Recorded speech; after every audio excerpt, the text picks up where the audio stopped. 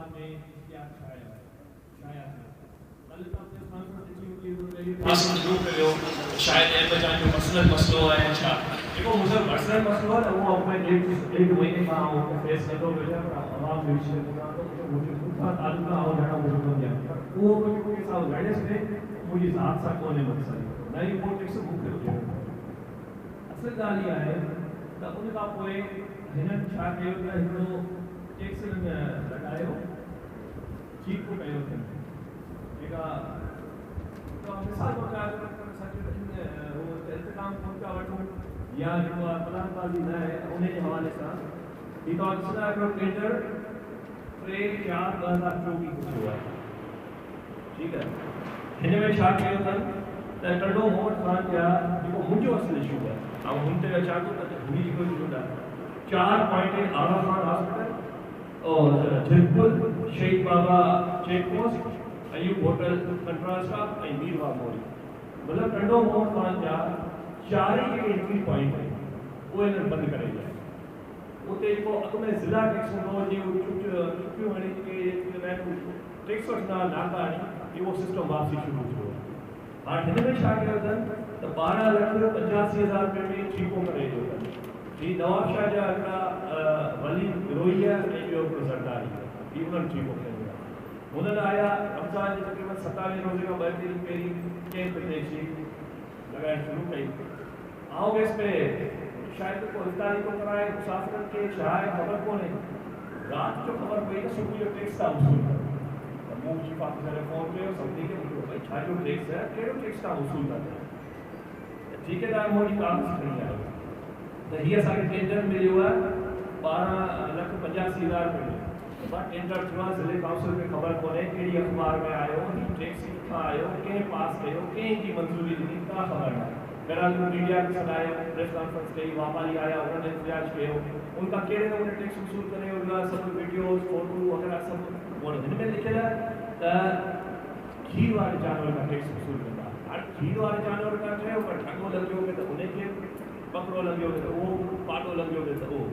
और उन्हें का खीर वसूल करना समझो उन्हें जो हेल्थ केयर सर्टिफिकेट जो मुझे हेल्थ केयर सर्टिफिकेट हुआ उन्हें या जानवर मतलब ये सिर्फ आचरण का कौन है ये पूरे हफ्ते पूरे महीनों पूरे साल टैक्स ताकि जेको माल तो उमर खान में इंटर थींदो या हितारी को ॿाहिरि वेंदो वो जो फी जानवर ते मेडिकल सर्टिफिकेट नाले ते 600 रुपया मेडिकल सर्टिफिकेट नाले ते 600 रुपया हां गाड़ी में 10 माल 7 माल 6 माल लोड किया करने के लिए हेल्थ क्यों चेक करता मुझे सवाल कियो हेलो ही जो मुझे जो प्रेसवान वगैरह कहीं की को चले चली जाए ये जायज और नहीं भजना वरी सरकारी मुलाजिम या प्राइवेट माण्हू खे ठीकु ॾियो था कि सरकारी मुलाजिम खे कीअं था पिया वसूली के लिए सरकारी मुलाजिम अॻियां ॿ जेके मोबाइल हुया ऐं जॾहिं खां सम्झाओ वीडियो सभु होली वई जी इन खां पोइ छा थो थिए जॾहिं उहे हिते एतिराज़ कयो प्रेसवान कयो पोइ 18/4/2024 15 ॾींहं खां पोइ हिकिड़ो नोटिस सभी मेंबर्स के जारी किया जिले काउंसिल की तरफा माल की बिल्डिंग पे जो है सेल्फ क्लियर सर्टिफिकेट लियो टैक्स लगाए थे उन्हें लसा काल वैसे और जिनको पेरी को थे काल को भी अन्य मत अंदर कर सकता है निगम के साबित थे ठीक है बीके साहब जो विदेश में आने में छा जो हफ्तो दरी चले गए ही आए तो मुझे खबर पई तो सुबाने 1 लाख को इजलास तो वो ये फैसलो कयो ताऊ इजलास में नवी लिस्ट में मुका रिसाइट का रोकड़ आ रहा हूं देखो हफीज सचो दोस्त के पास आप जो ऐशवा जा उन को रोक छोटो भाई से बात करते हैं ये कहीं गए वो मुझे साइड से ताऊ इजलास में ऐशवा जा का फोन किया तो वो इजलास में ये खाली तुझे मसलो को नहीं शेयर करना इस सके तो आप बेहतरी हुए चाचा होते हमारा के जो केस आ कोर्ट में भले होता है केस आ ये सो जी वो डॉक्टर इरफान साहब ये कौन सा रात में कौन सा भी इजलास का खबर है जो इजलास से शुरू कर मेरे टैक्स का डॉक्टर साहब ने वो लिस्ट दिखाई हुई ही डॉक्टर साहब ने ओके को पांच सोर्सेस दिखाई मिली बीच में मुझे मिली है कुछ दिखाए कौन इजलास में तक असी ही सब टैक्सेस खड़ो भाई अखबार शायद है सब को लिस्ट पई है ठीक वो इरफान साहब की बेच संभाली से मोकले शेयर में की मिले इस कारण कानून मुताबिक हिकड़ी रात में का इजलास नहीं ला मुताबिक हर मेंबर के हफ्तों पे नोटिस दिया हुआ वो हिदे जे को है 15 दी अखबार में इश्तिहार दिया हुआ वो टोटल जेके असाजा पॉइंट्स एंड शेयर का उनके बैनर पॉम्फलेट हैंडल बनाना उनका कोई बहस वगैरह इजलास का कोई नाफिज करना ये गलत करनी ये हकीकत वो डॉक्टर इरफान साहब ने एतराज मारे कि मेरी ऐसा समिति मेंबर के वठी इसको मैं सिर्फ फाइन पे बात कोई चुका है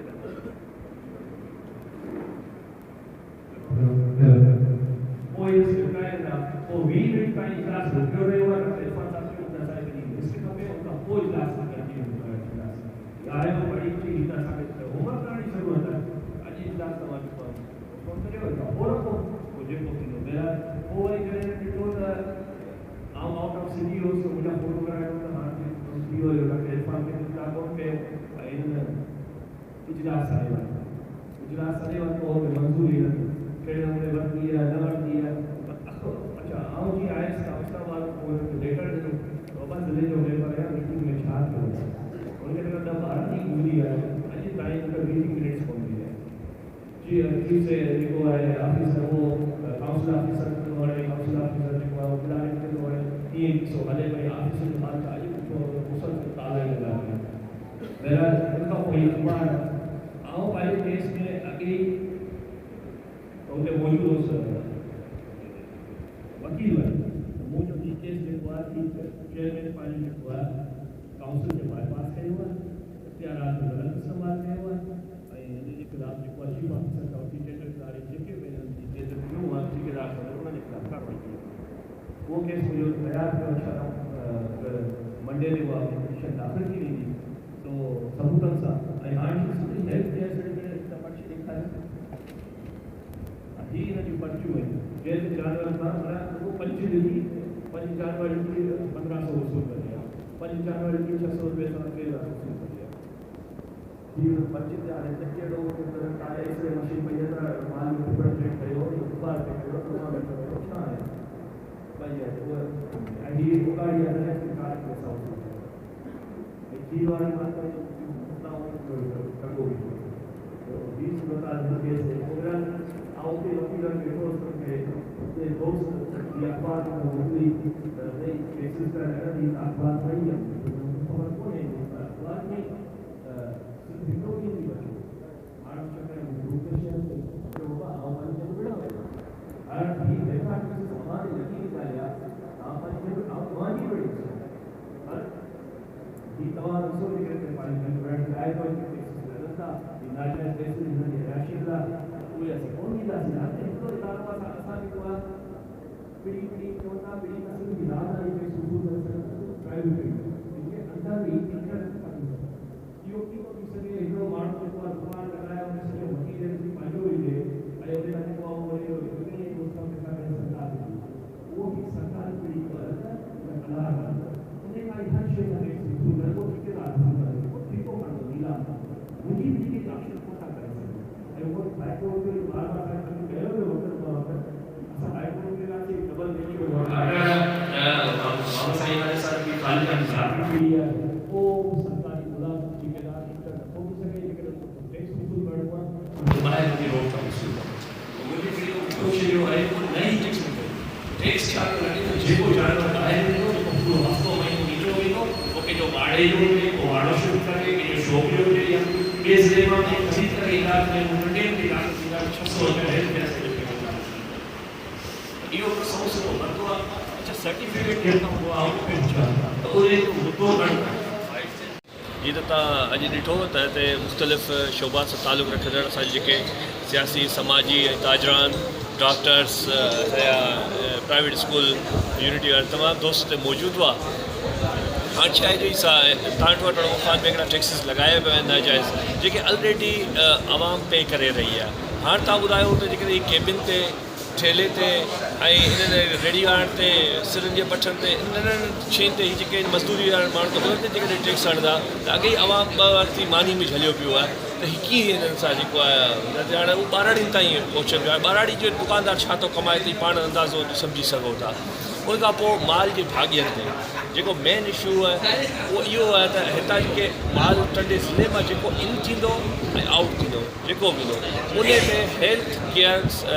सर्टिफिकेट जे नाले सां हिकिड़ो टैक्स लॻाइजो आहे। हाँ रोड हलंदे कीअं माल चेक कंदा हीअ माना रोड हलंदा जेको बि एंट्री थींदो चाहे उहो कहिड़े बि ज़िले खां अचे वञे पियो किथां ख़रीद करे पियो अचे या वठी वञे पियो उन ते हिकिड़ो जेको आहे 600 रुपया हेल्थ केयर सर्टिफिकेट जे नाले ते हीअ बिल्कुलु हिकिड़ो पतो आहे। त हिननि खे उनमें कहिड़ो हुते एक्सरे मशीन रखी लाइ उन डॉक्टर सम्झ नथो हुजे। इहे नंढा नंढा टैक्सिस इहे जेके हिननि जी राइस मिल्स आहिनि उहे अॻे पिया ॾियनि पिया उनजा टैक्सिस भरनि पिया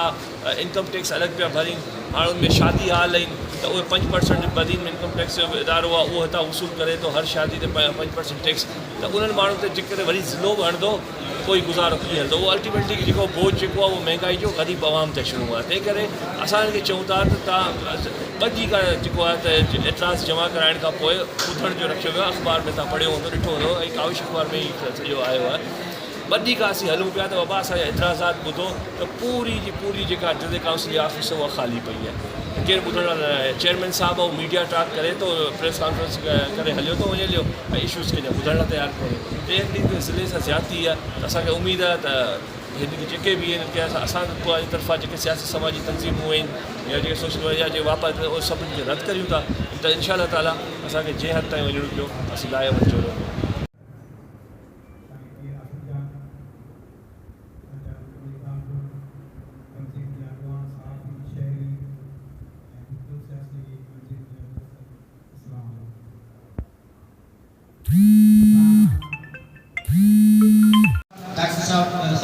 जीएम साहब टेस्टिफाई करे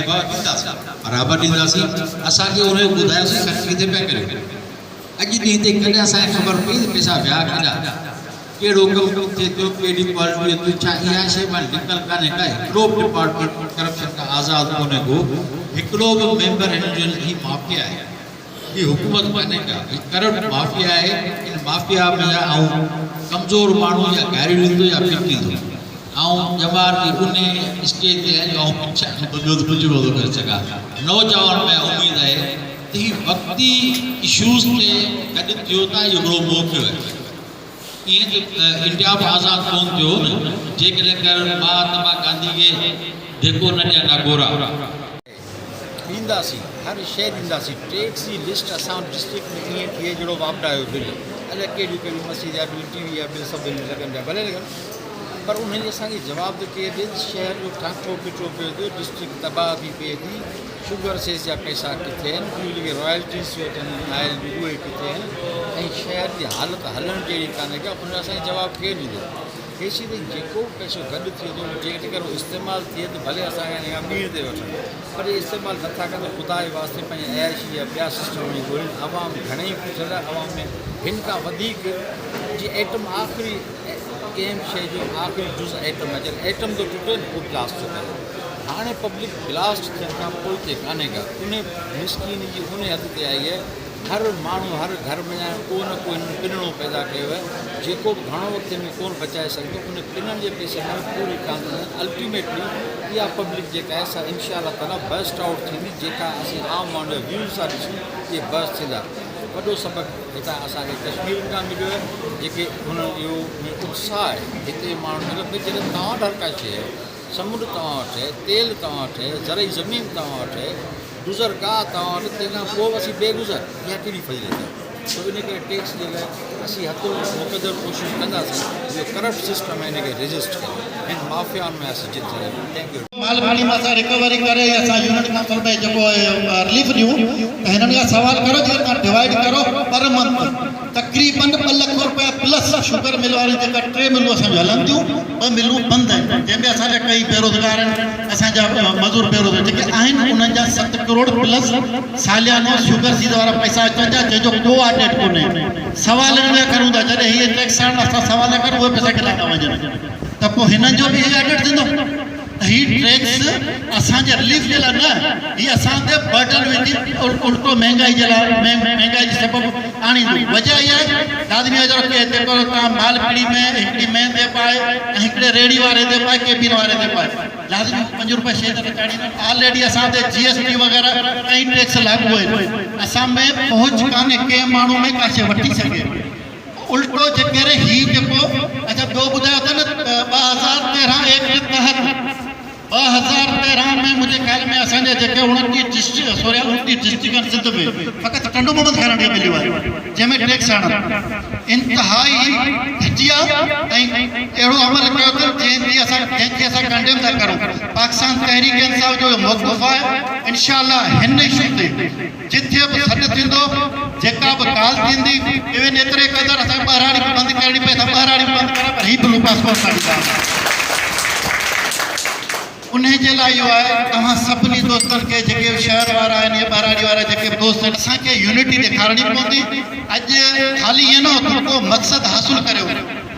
बिल पास करे बि था नमूनो जेको हुननि जो हुयो हीअ ॾिसनि पिया त अञा असांखे आज़माइनि पिया। असांखे यूनिटी ॾेखारणी पवंदी। अॼु खां सुभाणे जी जेका हिकमत अमली हूंदी साईं यारनि ऐं जेको बि दोस्त जी राय हूंदी अमल ॾींदासीं तहरीक इंसाफ़ असां गॾु बीह सुभाणे असांखे मिसाल तौरु असांखे जेकर टनो मोहम्मद खान बंदि कंदासीं ढिगमोरी बंदि करणो कंदासीं शेख बिरको करणो बंदि कंदासीं असां पंहिंजे लाइ बंदि कंदासीं। पहिरीं फतेह या थी वई हुई त टैक्स जी जेका ॻाल्हि हली अख़बार में जेको इहो छपियो इश्तिहार छपियो उनखां पोइ ग्रुपनि में सोशल मीडिया ते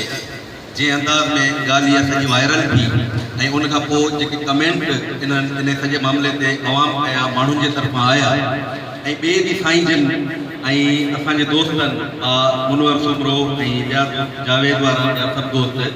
गॾिजी जेको इनिशिएटिव वरितो एतिराज़ वञी जमा कराया उनखां पोइ साईं उते चयो इन मामले ते जेको कोर्ट सां बि रुजू कबो कानूनी जंग बि कबी सियासी जंग बि कबी। सो आउं सम्झां थो त इहे ॾाढा जेको थो बहितरीनु क़दम साईं जिन खयां। हीअ जेको टियों स्टेप आहे इन 3 स्टेप मां थियणु इहे खपे त असां बहितर हिकिड़ी तहरीक खे जनम ॾेई वञूं सुठी अपोज़िशन खे हिते जेको थो वही जोड़े वञूं। ख़ासि तौर ते डॉक्टर लुतुफ़ साहब जेका ॻाल्हि कई त हक़ीक़त इहा ई आहे हिकिड़ो थी आहे त ओवरऑल सॼे पाकिस्तान जे अंदरि तव्हां ॾिसंदो त हींअर हले ई दौरु तहरीकनि जो दौरु पियो हले। कश्मीर जो ताज़ो तव्हां सॼी सूरत हाल ॾिठी सॼी रियासत हिकिड़े पासे कश्मीर जा माण्हू हिकिड़े पासे ऐं उन्हनि माण्हुनि हिमत कई बहादुरी कई। हालांकि ॿिनि इशूज़ ते उन्हनि जो जेको भॾो थियो अटे जी सब्सिडी ते ऐं जेको बिजली जो आहे यूनिट आहे उन ते जेको थियो इहो माण्हू सभु रोडनि ते निकिता हुननि बहादुरी ऐं हिमत जो मुज़ाहिरो कयो ऐं उन्हनि सां कीअं पेश आई रियासत उहो हिकिड़ो अफ़सोस जो पहलू आहे। पर अवामी जदोजहद जॾहिं थी ऐं उन ज़ोर वरितो उन्हनि पंहिंजा सभु मुतालबा तस्लीम कराया ऐं उन में असांखे त पोइ आवाज़ केरु उथारींदो? आवाज़ उथारींदा बाशऊर आवाज़। हीउ जेको असां सभु वेठा आहियूं अल्हम्दुलिल्लाह साईं की रहमत सईद सरंदी जे तवस्सुल सां अवाम में शऊर पैदा थियो ऐं असां सभु जेको आहे हुन शऊर जी कड़ी आहे ऐं कड़ी सां कड़ी जुड़ंदी त ज़ंजीर थींदी ऐं ज़ंजीर थींदी त पोइ हर शइ ते काबू पाए सघिजे थो। ज़ंजीर कोन हूंदी हिकिड़ी कड़ी बि टुटी पवंदी त उहो तव्हां काबू नथा करे सघो। पर अॼु असां हिते सभु जमा आहियूं त ही पक्को वाइदो करियूं त मरण दम ताईं असां पीर साहब सां गॾु हूंदासीं। जॾहिं असां गॾु हूंदासीं तॾहिं हुन शइ खे असां रोके सघूं था। पोइ उहो शइ विढ़ण सां हुजे छो त करबला जे मैदान में जॾहिं महिल हू निकिता हक़ वठण जे लाइ छाजे लाइ निकिता? हक़ वठण जे लाइ निकिता। त असां अॼु जेको निकिता आहियूं छाजे लाइ निकिता आहियूं? हक़ वठण लाइ निकिता आहियूं। ऐं हक़ वठण जे लाइ जीअं निज़ामाणी साहब चयो त शहर बंदि करणो पियो त कंदासीं ऐं डॉक्टर साहब चयो त मीटिंग करण सां कुछ कोन थींदो, लाइबल कने थींदो जने एक्शन थींदो, एक्शन कने थींदो जने असां सब बदलंदासीं। ऐं ज़िले काउंसिल जा म्यूनिसिपल जा टाउन जा टैक्सेस आहिनि, पर हाणे जेको देहातनि में जीअं हाणे इंडस हॉस्पिटल आहे ज़िले काउंसिल में अचे पई, काफ़ी सोसाइटीज़ आहिनि, बाईपास ते हलिया वञो, परियां नई मुनी ते हलिया वञो, ऐं परियां फौजी पुल जी तरफ़ हलिया वञो, ही सभु जेको सोसाइटीज़ आहिनि ज़िले काउंसिल में अचनि पयूं, त ही टैक्सेस आहिनि या बंगले जो ख़र्च आहे। जो असांखे इहो ॿुधायो वञे त पहिरीं जेको ज़िले टटो मोहम्मद खान में एतिरी रॉयल्टीज़ अचनि पयूं, उनजो हिसाब किथे आहे? भई असां ऐं तव्हां साईं पीर साहब सां मिली बींदासीं त हिसाब वठण में सवलाई थींदी। 250 ठहंदा 300 ठहंदा, उन ते डेली 500 रुपया टैक्स आयो अथनि, मतिलबु 500 रुपया। हाणे इट मीन के ही चाहिनि था त असांजी सॼी सोसाइटी साइको थी वेंदी, सॼी सोसाइटी की बर्बाद करे, हिकिड़ो हिननि करप्ट करे छॾी आहे सॼी सोसाइटी। जेको बि माण्हू चुरे फुरे पियो उनखे कान का लालच ॾियनि था। तव्हां ॾिसो, जे बि बोतार खे ॾिसो, के रईस खे ॾिसो, सरदार खे ॾिसो, वॾेरे खे ॾिसो, उहो सभु हिननि जी पोइ लॻी पियो करे। त बाबा छा करूं, ॿियो को आहे कोन। इट मीन मायूसी, हिकिड़ा माण्हू गैर सियासी थियनि, उन खां पोइ मायूसी फैलाइजे, यार फलाणो सरदार वियो, हाणे आउं छा थो करे सघां, अलाए फलाणो वॾेरो वियो, आउं छा थो कयां। इट मीन ही चाहिनि था त सॼी सोसाइटी हिकिड़े फ्रोन जी ज़हनत हूंदी आहे न, इहा हिननि जी ज़हनत ठही वई आहे त माण्हू माना मुआशी तौरु कमज़ोर हूंदो, पंहिंजे हक़नि जी ॻाल्हि कीअं कंदो। जॾहिं मुआशी तौरु माण्हू हुनर खे चयो, मञा थो सिंध तुंहिंजे सींध खे रत जी ज़रूरत आहे, मगर हिन रत खे भाॼी खपे, भट जी ज़रूरत आहे। इट में जॾहिं असांजे पेट में कुझु न हूंदो, असीं मज़ामत कीअं कंदासीं? उन लाइ हिननि टैक्स आहिनि। हाणे हिकिड़ो माण्हू आहे या बेवा आहे, हिकिड़ी मेंह पाले थी, उन ते टैक्स ॾियो। बाबा ही किथे फज़ीलत आहे? ही टैक्स असांखे वठनि पिया लंडन न्यूयॉर्क वारो, सहूलियतूं ॾियनि पिया इथोपिया वारे। बाबा ठीकु आहे, तव्हां जेको 20-25 सालनि खां सागुणा MLA MPs आहियो, करोड़ों रुपए जा स्पेशल फंड आया टने मोहन खानी ब्यूटिफिकेशन ते। हालत ॾिसो, अॼु बि कारे जो पारो ॿुॾो पियो आहे। सुप्रीम कोर्ट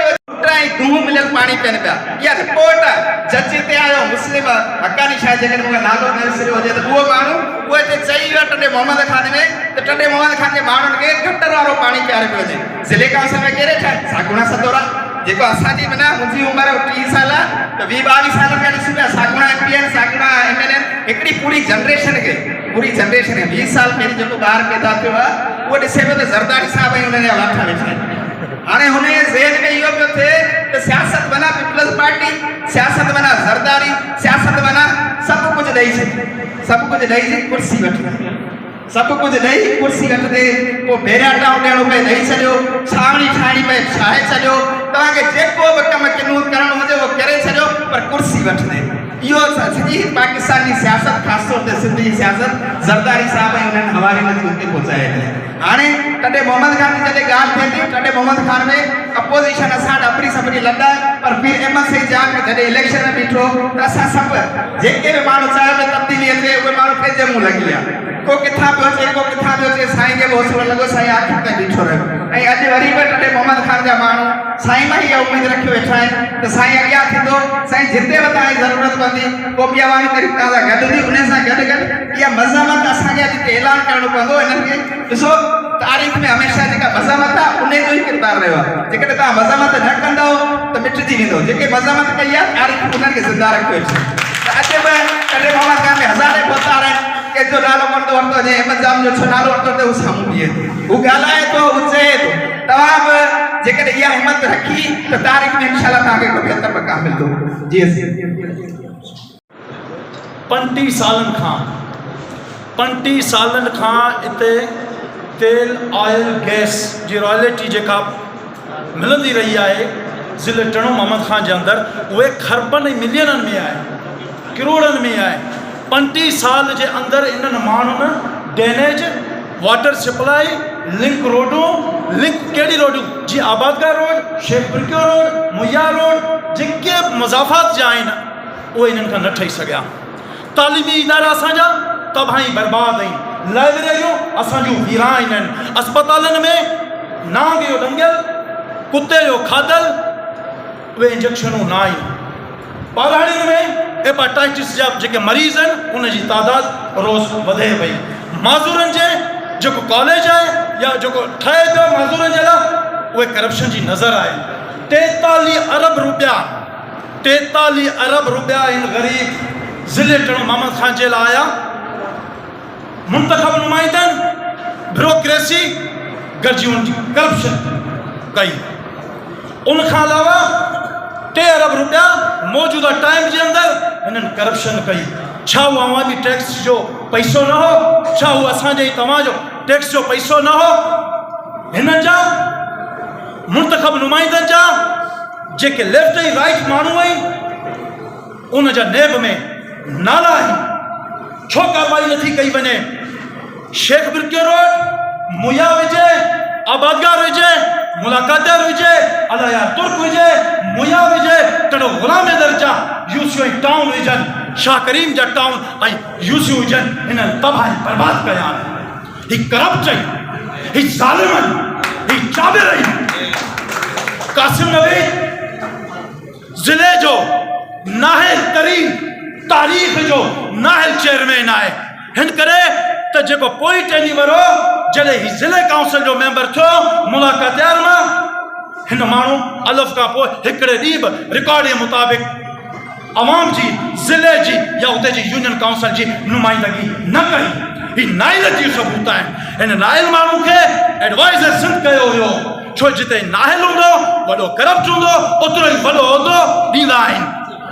कासिम नवीद तोखे जेकॾहिं हिननि ग़रीबनि सां 28 यूनियन काउंसिल जे अंदरि आहे त तूं जेका प्राइवेट कंपनी जेका वज़ीर आज़म जी आहे हुन मां 10 लख रुपया खणी थो, उहे 10 लख रुपया पहिरीं जमा कराए थे। जेका फाइनेंस कमेटी प्राइम मिनिस्टर जी आहे हुन में तूं आई तो हुन जी पगारूं हिते जमा करा, पोइ तूं टैक्सनि जी ॻाल्हि कर। टैक्स केते पियो वञी? टैक्स 28 यूनियन काउंसिल जे अंदरि पकोड़नि वारनि ते, समोसनि वारनि ते, जेके नंढा नंढा टेबलनि ते वेही करे हुननि ते, आबादगार जे, मुलाकातयार जे, मुया जे, ॾंदो जे नंढनि स्टाफनि ते जेके 4 टैक्सूं 5 टैक्सूं बीहंदियूं आहिनि हुननि ते तूं हणी करे अरबनि ऐं खरबनि जी रुपए जी करप्शन करे जेको तव्हां हुन ते न इनकलाब आणियो। तव्हांजी राइस मिलनि जे पोयां 2 शुगर मिलूं असांजी बंदि थियूं, हज़ारे माण्हू बेरोज़गार थिया। हुन जे लाइ हिते न MNA न MPA न काउंसलर न ज़िले काउंसिल जे मेंबर किथे आवाज़ उथारियो हुजे। अॼु वरी तव्हां हिकिड़ी मुनज़म साज़िश सां राइस मिलनि ऐं जेके पोल लॻा पिया आहिनि टेलीफोन जा हुन जे पोयां पिया आहियो। अवाम खे तव्हां बेवकूफ़ बणाइण जे लाइ, गुमराह करण जे लाइ इहो पिया चओ त टाउन कमेटी ऐं म्यूनिसिपल कमेटी खां न वरितो वेंदो, त जेको टैक्स वरितो हूंदो पाराड़ियुनि मां, या पाराड़ियूं बि असांजियूं आहिनि या अवाम बि असांजी आहे। टैक्स तोखे जेको गैर क़ानूनी हणी पियो, ॾाढी सियासत जी इंतकाम जी कार्रवाई करी पियो, इहो करणु न ॾींदासीं तोखे। तुंहिंजो तालुक मियां मोहम्मद शाह, सैयद नवीद कमर ऐं मरहूम सैयद कमर ज़मान शाह मरहूमिन सां आहे। ख़ानदानी ॿार आहीं। हुननि हमेशह जेकॾहिं ही चवां त अहिड़ा टैक्स त हुननि बि न मरिया जेको तूं बि वञी समोसे वारे ते, चटणी वारे ते, ग़रीब ते, मिसकिन ते। ही तुंहिंजी सियासत आहे। अहिड़ी सियासत ते लानत हुजे। दोस्तो जॾहिं मुलाकातयार मां बीठो, मुलाकातयार मां नवीद साहब 35 सालनि खां MNA आहे, पार्ट डिस्ट्रिक्ट काउंसिल जो 2 दफ़ा मेंबर प्लस में हींअर चेयरमैन थियो आहे। मुलाकातयार जी आवाम जे लाइ हुते जा 35 सालनि खां सियासत में आहियो। तव्हां हिकिड़ी प्रेस क्लब जो कमरो न ॾेई सघिया, केॾी त अफ़सोस जी ॻाल्हि आहे। हुते जे मच्छियुनि ऐं कारोबारी नंढनि ते टैक्स था आणो। मियां ताज मोहम्मद साहब टैक्स पियो लॻे तव्हांजे हिननि माण्हुनि ते, ग़रीबी गुरबा ते, जेको सुबुह जो वञनि था शाम जो खणी अचनि। मज़म्मत कर, जुर्रत कर। तव्हां मज़म्मत इन करे त जेको ही टैक्स वठे पियो इहो गैर क़ानूनी आहे। ग़रीब ते, मिसकिन ते किलो टैक्स। आउं पुछण थो चाहियां जी शुगर मिलनि जो असांजे ज़िले जे सदर आफ्ताब निज़ामानी ॻाल्हि कई, जेके शुगर मिलनि जो फंड थो अचे, हुनजी रॉयल्टी थी अचे, उहे केॾां वयूं? ऑयल कंपनी, तेल company, gas company, special ground जेके प्राइम मिनिस्टर वफ़ाक़ खां आयूं आहिनि, सूबनि खां आयूं आहिनि, डिस्ट्रिक्टनि जी थियूं आहिनि, तव्हां पाण खणिया उहे केॾां विया? 8 करोड़ हिकिड़ा ऐं तक़रीबन 50 करोड़ जे लॻभॻि तव्हां पब्लिक हेल्थ खे ATM कार्ड जे ज़रिए तव्हां इस्तेमालु था करियो। छावनि जा स्कीमनि मां 43 गैर फ़ाइल ज़िले जे अंदरि किथे पीअण जो पाणी न आहे, किथे ड्रेनेज ख़राब लॻा पिया आहिनि। तव्हांखे उहो नथो थिए शहर जो हिकिड़ो रोड आहे जेको अबी बैंक खां वठी करे बस स्टॉप ताईं, तव्हां उहे नथा ठाराए सघो। तव्हां नाइल माण्हू आहियो। जो सोजागी जेका थी आहे, जेको तूं करी पियो, इहो ग़लति पियो करी, अवाम खे, पब्लिक खे, कानून खे, सभिनी खे गुमराह पियो करी। ही कहिड़ो कानून आहे? हिकिड़ो कानून आहे जंहिंजो ज़िले टिनो मोहम्मद खान में तूं टैक्स वठी हिते पैलेस थो ठाहिणु चाहीं। हीअ दुबई थींदी जंहिंमें तव्हां नांग या दंगल या इंजेक्शन खायो वञो, तव्हां टैक्स खायो वञो, तव्हांजी सियासत जो तर्ज़ अमल क़ासिम नवीद तुंहिंजो मुनाफ़िक़त आहे जेके असीं रद्द था करियूं। अॼु जेके आहिनि सियासी समाजी तंज़ीमूं आहिनि, असांजे सदर साहब जेको चयो त PTI शुरू खां वठी हिन में अमली किरदारु अदा करे पई, आईंदा बि कंदासीं, रोज़ कंदासीं। छाजे करे तव्हांजे ज़ुल्म जे ख़िलाफ़ असां जेकॾहिं ताक़त हूंदी ॻाल्हाइण जी, ॻाल्हाईंदासीं, विढ़ण जी हूंदी त विढ़ंदासीं, बुरो महसूसु कंदासीं, बुरो हूंदा त बुरो महसूसु कंदासीं। ही समूरा दोस्त बाक़ाइदा मैदान मल्हाईंदा ऐं मैदान में समूरा दोस्त गॾु हूंदा। ही सिर्फ़ु लफ़्ज़ी ॻाल्हियूं ऐं अफ़सोस सां चवणो थो पवे त अॼु असीं साम्हूं माण्हू रड़ियूं करियूं पिया त असांजे फलाणो टैक्स, असांजे फलाणो टैक्स, असांजे फलाणो ज़ुल्म, असांजा फलाणो ज़ुल्म। पर इहे साॻियूं ग़लतियूं असीं इलेक्शन जे टाइम ते अगरि इन्हनि ते सोचूं, इन्हनि ते गौर करियूं, इन्हनि ते अमल करियूं त सम्झा थो त असीं अहिड़ा ॾींहं न ॾिसूं ऐं असीं ईअं सम्झो त मुस्तक़िल असीं अवाम जेको आहे सो कॾहिं बि न लोड़े ईअं जीअं अॼु लोड़ूं पिया। ऐं उन जो सबबु असांजा ज़ाती नंढड़ा पंहिंजा मुफ़ाद आहिनि या ज़ाती अनाऊं आहिनि या पार्टी मंशूर आहिनि, पार्टी पॉलिसियूं। बहरहाल जेॾी महिल उहे थियूं अॼु अचनि, असांखे पंहिंजो शहर, पंहिंजा माण्हू, उन्हनि जा तकलीफ़ूं, उन्हनि जा दर्द, उन्हनि जा मामला मसइला असांखे समूरा विसरियो वञनि। न त हालांकि तरजीह असांजा माण्हू ऐं असांजो शहर हुजणु घुरिजे जंहिंमें असीं रहूं था, कमायूं था, सुभाणे मरण खां पोइ असीं दफ़न बि इन शहर में थींदासीं। त सभ खां पहिरीं असां लाइ अवल असांजो शहर आहे। पहिरीं असीं पंहिंजे शहर लाइ, पंहिंजे घर लाइ करियूं। सिंध मुल्क बात जी ॻाल्हि आहे, उन लाइ असीं बात में सोचींदासीं, उन ई जे लाइ आम सभिनी दोस्तनि। ऐं ॿी ॻाल्हि त अॼु या एक्शन कमेटी जो ई सॾु आहे, उन जे प्लेटफॉर्म त इहा जेका अॼु वारी जेका इजलास आहे या जेका वीह थी आहे, या एक्शन कमेटी जे प्लेटफॉर्म ते आहे या ऑल पार्टीज़ कॉन्फ्रेंस आहे। अहिड़े क़िस्म जो हिकिड़ो बदरनामो माना चिटो थियणु घुरिजे त असुलु हीअ वीह कहिड़े प्लेटफॉर्म ते आहे। ऐं पोइ उन हवाले सां हिकिड़ी जदोजहद जो आगाज़ करे, प्रेस कॉन्फ्रेंस करे, बाज़ाब्ता तौर ते जदोजहद जो ऐलान कयो वञे। छो जो असीं सम्झूं था त इज़त वारी ॿोली, हीअ हुकुमरान धुर, असांजा इलाज, असांजी दरख़्वास्तूं या असांजूं अपीलूं ते कॾहिं बि ॿुधण वारा कोन्हनि। ही ग़लीज़ क़िस्म जा माण्हू आहिनि जेके जेॾी महिल हिननि जी निरी ते जेसि ताईं लत न ईंदी तेसि ताईं कतई तौर ते अहिड़े क़िस्म जा फ़ैसिला वापसि कोन थींदा। ऐं हीउ जेको तासर ॾिनो पियो वञे त हीउ सिर्फ़ु ऐं सिर्फ़ु पीर अहमद साईं जान जी ज़ात जो मसइलो आहे या बालपड़ी जो मसइलो आहे। त आउं सम्झां थो त उहे समूरा मामला चिटा थी विया, क्लियर थी विया आहिनि। त हीउ मामिलो शहर जे हर उन 8 लख आबादी जे हर उन माण्हू जो मामिलो आहे ऐं हिन सां हर माण्हू मुतासिर थींदो। हिन सां हर मकतब फ़िक्र जे माण्हू खे तकलीफ़ थींदी। उन ई जे करे साईं राव सम्झां थो त बाबा साईं जो करोड़पति माण्हू आहे। जेकॾहिं टैक्स लख 2 लख 5 लख भरे छॾी त उनजी सिहत ते को बि असरु कोन पवंदो। पर ही जेके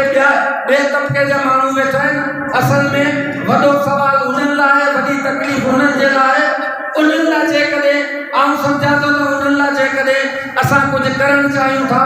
असां जेकॾहिं शहर लाइ कुझु करणु चाहियूं था त पोइ असांखे मैदान ते बीहणो पवंदो, मैदान ते लीको कढणो पवंदो। ऐं वरी माण्हू चवंदुसि त साईं जेको बि ऐलान कंदो इंशा अल्लाह ताला समूरा दोस्त साईं सां गॾु था, उन में मिलाए साईं सां बीहंदा। किस्तों ते उनखे सोन मिलंदो, न किस्तों ते उनखे डॉलर मिलंदो, न किस्तों ते ॿी का शइ मिलंदी। किस्तों ते प्लाट उनखे मिलंदो ऐं उनजी इहा जमा पूंजी ठहींदी। ऐं जॾहिं उहो उनजो प्लाट मैच्योर थींदो त उहो पंहिंजी धीउ जी शादी, पंहिंजे ॿारनि जी एजुकेशन या ॿियनि कमनि में इस्तेमालु करे सघे थो, ईअं थींदो आहे, इहो फैक्ट आहे, इहो रियल आहे। हाणे ॻाल्हि इहा आहे त साईं चेयरमैन साहिब असांजे जेको टैक्स लागू कयो आहे, साईं अहमद साहिब हिकिड़ी ॻाल्हि कई त साईं तव्हां फैक्ट्स एंड फिगर खां वाक़ुफ़ु हुजो त आउं जेको हिते रियल टैक्स हणां थो ओवरऑल शोबनि ते प्रैक्टिकल केतिरो आहे। साईं हिते असांजो हिकिड़ो दोस्त वेठो साफ़ी वियो मुनीर साहिबु, उन हिकिड़ो कालम लिखियो त सिर्फ़ु साईं कासिम नबी चेयरमैन साहिबु हिते तनक़ीद छो, उन जा ॿिया मुशावरती हुआ उन टैक्स में वग़ैरह वग़ैरह मूं पढ़ियो त मूं वरी कल्ह गुरू में ॻाल्हि कई त जेॾी महिल एग्ज़ीक्यूटिव अथॉरिटी का शइ कंदी आहे अप्लाई, उन कहिड़ी बि शइ जी रिक्वेस्ट अचे थी त हुनखे घुरिजे उन जा खदो ख़ाल ॾिसे, इहा का ॻाल्हि कोन्हे। हाणे तव्हांखे ॿुधायां असीं टैक्स घणो पिया पे करियूं, गवर्नमेंट जो जेको थर्ड कैटेगरी जो रेट आहे उन जे बुनियाद ते आउं सिर्फ़ु मुख़्तसिर ॻाल्हि करे थो ॿुधायां, 1000 स्क्वायर फुट जे प्लाट ते असीं जेको 2,48,000 रुपया DC रेट ते लिखिजे थो, 65,000 रुपया टैक्स था पे करियूं असीं 62,117 रुपया, इहो जेन्युइन टैक्स आहे। अञा इन में दरबारी सिस्टम अंडर टेबल जेके सिस्टम आहिनि उहे कोन्हे, माना हिकिड़ो माण्हू जेको प्लाट विकिरो थिए थो 1000 फुट जो DC रेट ते थर्ड कैटेगरी में ॿुधायां, ॾाढो गुलाम में थर्ड कैटेगरी में अचे थो, हुनखे ॿी का कैटेगरी कोन्हे, ऐं बुलेट शाह में थर्ड कैटेगरी आहे, बाक़ी टंडो मोहम्मद खान में 3 कैटेगरियूं आहिनि, फर्स्ट सेकेंड थर्ड। उन ते असां खां जेकॾहिं प्लाट आहे त म्यूनिसिपल, जेकॾहिं ज़रई ज़मीन आहे त डिस्ट्रिक्ट काउंसिल असां खां टैक्स वठे थो, ऐं उहो मजमूई तौर ते हिकिड़े 1000 फुट जे प्लाट ते जंहिंजी क़ीमत 2,48,000 का लिखिजे थी, असीं 62,117 रुपया साईं टैक्स ॾियूं था। भाई 62,117 रुपया टैक्स असीं ॾियूं था, पोइ अञा जॻहियुनि जो मसइलो अचे थो, सभु शयूं उहे अञा अलॻि आहिनि। ऐं जेॾी महिल हाउसिंग स्कीम जो प्रोसेस थिए थो त उन में फॉर्म 7 खां फॉर्म 2 ते पुॼण जो हिकिड़ो लंबो चौड़ो प्रोसेस आहे, उन में टैक्स भरियूं था असीं। ॿियो तव्हांखे ॿुधायां, असीं बिजली ते बि टैक्स था भरियूं। अॼु खां 1.5 साल पहिरीं 817 फुट जे प्लाट खां वठी 1350 फुट जे प्लाट ताईं 2 किलोवाट लोड हलो सरकारी तौर ते हाउसिंग स्कीम खे, हींअर आहे 3.17 किलोवाट। हाणे इहे टैक्स अलॻि था लॻनि, इन जो नतीजो छा थो निकिरे, आम इहो माण्हुनि जो जेको ही सेक्टर आहे, तव्हां वर्ल्ड वाइड रिसर्च करे ॾिसो,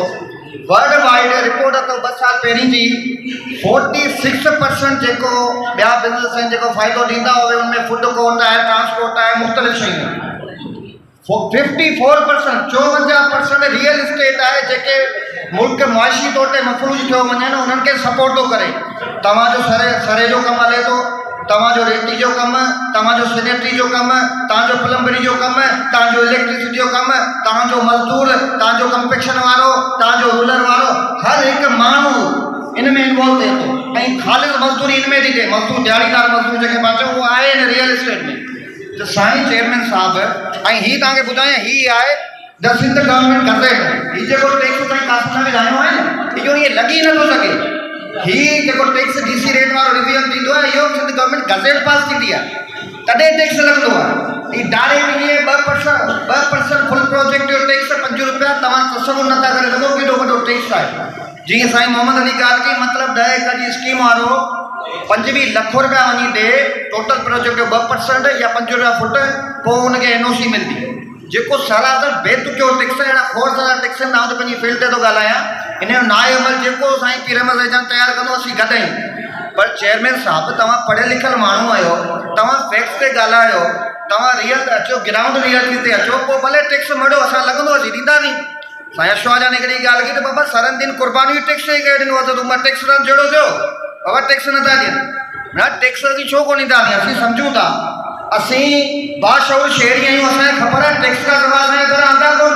टैक्स खां सवाइ कीअं घर आंदा बाबा, सभु टैक्स ते हलंदा। पर टैक्स जी का तुक हुजे, को रियली एग्ज़िस्ट करे त असीं आणूं न, बाक़ी ठलो जे करे टैक्स लॻायूं, ॻाल्हियूं त खोड़ आहिनि।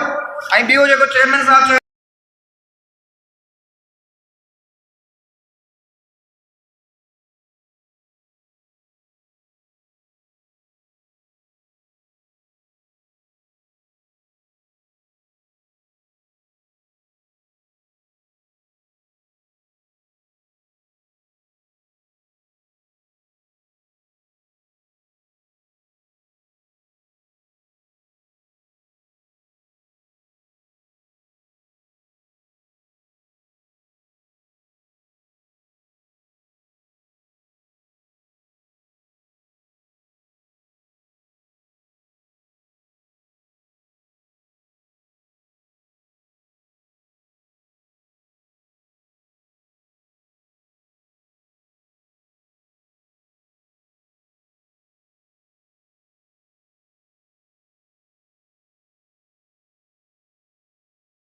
जे माण्हुनि जेकी साईं अहमद सईद सां मलाई उहो बि दुनिया ॾिठी असीं सम्झूं था त ई जेको बि अवाम ते जेको टैक्स लॻे पियो सो उहो आउं सम्झां थो साईं खां ऐं कॾहिं मोहम्मद खान जे शहर वासियुनि खां बदिलो था वठनि या शायदि इन करे पियो थिए अलाए छा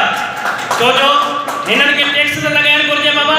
मंशा त तव्हांजा माण्हू हलाइनि खरनि जूं वॾियूं उन्हनि ते टैक्स लॻायो त ग़रीब माण्हू ठरो न थिए मंशा तव्हांजा चर्स आफ़िम मेनपुड़ियूं सफ़ीना गुटका जेके हलाइनि था तव्हां टैक्स उन्हनि ते लॻायो त ग़रीब माण्हू जेको आहे उहे शयूं न खाए तव्हां छोले वारे ते टैक्स था लॻायो पटाटनि ते टमाटनि ते समोसे ते पकोड़े ते जेको ग़रीब माण्हू जो GRP जो ज़रियो आहे असीं सम्झूं था हीअ जेकी पीपुल्स पार्टी बदमाशी करे पई हीअ हिननि जो ख़ानदानी धंधो आहे ऐं इन लाइ असां समूरनि जेके बि हिते गॾु थिया आहिनि ऐं साईं खां चऊं था साईं हीअ जेके बि हिते शहर जो शऊर अचे गॾु थियो आहे तव्हांखे असां पहिरीं इलेक्शन जी कैंपेन में चयो त तव्हां सां गॾु टंडे मोहम्मद खान जो शऊर गॾु आहे न तव्हां सां लूसी गॾु आहे न लोफर गॾु आहे न वाठो गॾु आहे न को तव्हां सां गॾु अहिड़ो माण्हू गॾु आहे जेको चमचागिरी करे तव्हां सां सिंध टंडे मोहम्मद खान जो शऊर गॾु आहे ऐं उहो शऊर तव्हां सां इलेक्शन जे टाइम में मल्हायो ऐं इनशाला तव्हां हींअर वक़्त जे यज़ीद सां जंग जोटियो हीअ तव्हांखे वक़्तु आहे अपोज़िशन में हीअ तव्हांखे कुदरत वारे हिकिड़ो मौक़ो ॾिनो आहे उन्हनि जी रब पाक मत विञाए छॾी आहे तव्हां हिकिड़ो टंडो मोहम्मद खान में बेस्ट अपोज़िशन आहियो त वॾा वॾा पुट सां किरंदे ॾिठा वरी ठहिया वरी किरिया पर तव्हांखे कुदरत वारे हिकिड़ो मौक़ो ॾिनो आहे पंहिंजे पाण खे संभालण जो ऐं अवाम खे संभालण जो हीउ जेको तव्हां इशू खयो आहे सो अवाम खे संभालण जो इशू आहे इन में जेके बि शहर जो शऊर आहे वरी बि तव्हां सां गॾु आहे तव्हां मैदान मल्हायो वक़्त जे यज़ीद सां जंग जोटियो रोड हुजनि रस्ता हुजनि जिते बि असांखे सॾु कंदा असीं तव्हां सां पहिरीं गॾु हुआसीं ऐं हींअर बि गॾु आहियूं आख़िर में आऊं भेट चवंदुसि उथो त जंग जोटियूं उथो त जंग जोटियूं हराम खोर शूम सां वॾो को इनकलाब अचे वॾी के धाम धूम सां साईं अहमद सईद खे चवंदासीं साईं अहिड़ो इनकलाब आहे हिननि जूं 7 पीढ़ियूं यादि रखनि त घटि में घटि ग़रीबनि मिसकिननि ते घटि रहम जो करम वारो हथ रखनि ऐं ईंदड़ इलेक्शन में इनशाला फतेह तव्हांजी हक़ी सची थींदी जेको ग़रीबनि मिसकिननि ऐं मज़लूमनि जो साथी हूंदो ऐं सम्झूं था असीं त टंडो मोहम्मद खान में वाहिद नौजवान आहियो ऐं जेको नौजवान तव्हां सां गॾु बीठल आहे ऐं तव्हां बि नौजवान आहियो कदम वधायो असां समेत टंडो मोहम्मद खान जो शव तव्हां सां कुलो कुले में मिलाए रोडनि ते पींदो रस्तनि ते पींदो इहे जेलूं इहे थाणनि लाइ तव्हां बेफ़िक्र थी वञो वापसी तव्हां कजो संभालण वारा असीं वेठा आहियूं वापारियुनि ते मड़ियो थो वञे जे शाम जो उहो माल साॻी जे विकिजे थो त बहितर आहे जे नथो विकिजे वरी इहे ॿार रोड ते असीं निकिरूं था त वरी उहो ई टेक्स 600 रुपया वरी बि असां अदा कयूं इहो टेक्स असां माल वारनि वापारियुनि ऐं भाॻियुनि ते आहे साईं अहमद जान ते इहो टेक्स न आहे इन जे करे हर पहलू में साईं अहमद सईद सां असां GSN क़ौमी माज़ जी हैसियत सां साईं अहमद सईद सां असां गॾु आहियूं साईं खे चऊं था त सभु कुझु जेको कयो तव्हां हाणे तव्हां रोडनि ते निकिरो को बि ऐलान करियो GSN क़ौमी माज़ हर पहलू ते तव्हां सां गॾु हूंदी महिरबानी पकोड़ा ऐं गाठिया विकिणण वारनि खे बि ॾेई सघंदी नालो विझाइण कमाए 600-700 रुपया जेको माई खे डॉक्टर था वठी सघनि उहो ॾेई सघा थी ऐं इन ते हिकिड़ो मूं गीत लिखियो आहे सजनी जी ज़िंदगी दुख तेरी जोड़े सेठी सुमन सेठ जिनकी संगत सूरन सा सेठियां टैक्स भरन सेठियां टैक्स भरन वो सेठियां टैक्स भरन सेठियां टैक्स भरन जिन जा कचरा का भूखिया रोज सुमन जिन जा कचरा का भूखिया रोज सुमन सेठियां टैक्स भरन सेठियां टैक्स भरन वो सेठियां टैक्स भरन सेठियां टैक्स भरन जिन जा कचरा का भूखिया रोज सुमन जिन जा कचरा का भूखिया रोज सुमन तुझे आदत है नाजुल मथियन तुझे आदत है नाजुल मथियन कदहे केस लगन सही केस जे करे कराची वाले केतिरियूं फैक्ट्रियूं बंदि थियूं किथां माण्हू बेरोज़गार थी विया आहिनि तुंहिंजे आर्डर ते हेॾा ज़ुल्म थियनि कॾहिं टैक्स चढ़नि कॾहिं टैक्स लॻनि का शइ कीअं वठां का शइ कीअं वठां वो का शइ कीअं वठां का शइ कीअं वठां मुंहिंजे केबिन मां 600 के मिलन मुझे के मिलवा 600 मुखे मिलन से किया टैक्स भरन ओ से टैक्स भरन से किया टैक्स भरन मुझा बचड़ा था भूखिया मन मुझा बचड़ा था भूखिया ओ तो बाबा यो अगे वागर इंडिया भोका इलेक्शन करे घर में खूबी रहंदा हुआ घट में घट पीर अहमद सही जो साबित करे ॾेखारियो तो बाबा इलेक्शन का पोइ घुमण वारा असीं कोन आहियूं असीं हर माहौल ते हर नाइंसाफ़ी जे ख़िलाफ़ तव्हां सां गॾु मैदान ते बीहंदासीं जेको हाणे ॻाल्हि कयूं था त नंढे मोहन खान में जेके मुख़्तलिफ़ टैक्स लॻाया विया को चंदा खाधे वारे ते पकोड़े वारे ते राइस मिल वारनि ते या बर्फ़ी कारखाननि ते तो वरी कल कासिम नबी साहब जो चेयरमैन है उन्हें जी हिकिड़ो वीडियो क्लिप में ॿुधो तो उन्हें चई अवा इहो टैक्स जेको आहे शहर जी आबादी जेके शहर वारा माण्हू आहिनि उन्हनि ते कोन्हे अवा बर्फ़ जा कारखाना शहर में आहिनि कहिड़ो बर्फ़ जो कारखानो ॻोठ में आहे हाणे बर्फ़ जो कारखाने ते टैक्स लॻो आहे कहिड़ो शादी हाल जेको आहे ॻोठनि में आहे इहे सभु शहरनि में आहिनि त माना शहर जा माण्हू जेके आहिनि उन्हनि खे बि परेशान करण जे लाइ इहे असुल टारगेट पीर अहमद सईद आहे सीधी सीधी ॻाल्हि आहे त पीर अहमद सईद खे कंहिं बि तरीक़े सां झुकाइजे कंहिं बि तरीक़े सां पाण सां गॾु मिलाइजे कंहिं बि हीले वसीले सां घटि में घटि इहो रस्तो साफ़ कजे जीअं आईंदे जे अॻिते इलेक्शन आहे उन में घटि में घटि को कंध खणी हलण जहिड़ो न हुजे ऐं माण्हू सम्झे केरु पिण पकड़ हुजनि पर पीर अहमद सईद जेका आहे मुर्शी करे इन सॼी संगत खे जेका क्रीम आहे मुख़्तलिफ़ सियासी सामाजी माण्हू आहिनि वापारी आहिनि या जेके प्राइवेट स्कूल पर मज़े वारी ॻाल्हि आहे जेका सरकारी वापारी तंज़ीम आहे जॾहिं उहो कान्हे उहा तव्हांखे किथे नज़र कोन ईंदी माना उन्हनि पंहिंजे साबित करे छॾियो आहे बाबा असां बिल कयूं हिकिड़ी हुकुमरान जमात जी जेका सिर्फ़ु करप्ट कामूननि खे करप्ट जेको आहे सो हुकुमराननि खे लूटियूं ऐं सिर्फ़ु पाराए ताकी आवाम जी ॿेड़ी ॿुॾे थी त वञी ॿुॾे उन सां असांजो अमल दख़ल कोन्हे हाणे दोस्त तक़रीबन इलेक्शन ते मुख़्तलिफ़ ते ॻाल्हियुनि ते ॻाल्हाए विया आहिनि असां सिंध नेशनल पार्टीअ तरफ़ां इहो अलॻि ऐलान कयूं था त पीर अहमद सईद सरहदी जेको बि लाइ अमल जोड़े थो जेको बि क़दम कानूनी खणे थो या अवामी जदोजहद करे थो सिंध नेशनल पार्टी कुलो कुले में मिलाए बीहंदी ऐं नतीजनि ताईं असीं सां गॾु रहंदासीं तव्हां सभिनी दोस्तनि जी